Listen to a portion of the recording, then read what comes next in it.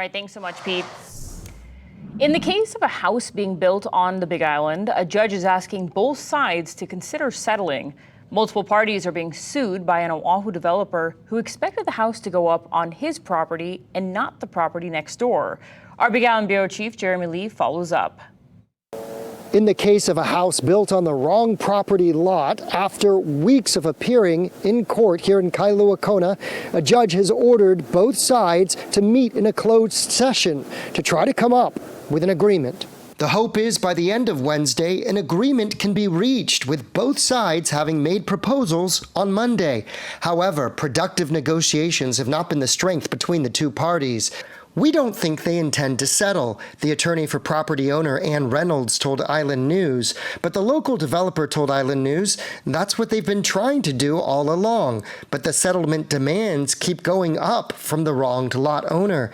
And the local developer says he simply doesn't have the funds that Reynolds has been asking for.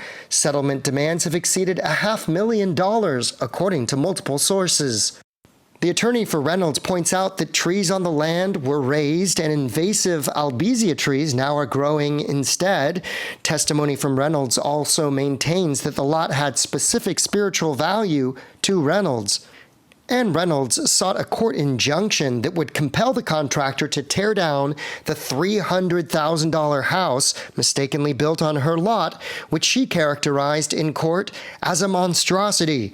It's a step that one of the developers told Island News they are now prepared to take. The California woman acquired the lot in Hawaiian Paradise Park for $22,000 years ago in a tax auction.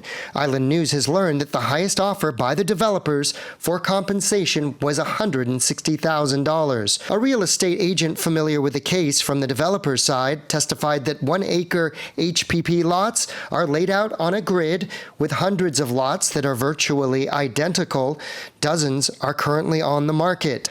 But to complicate matters, Reynolds' lot does not have a clear title, as it was purchased at a tax auction. That means the estate of the former owner could technically lay claim to the lot, so a mortgage is an impossibility when it comes to trying to sell off the lot and house together.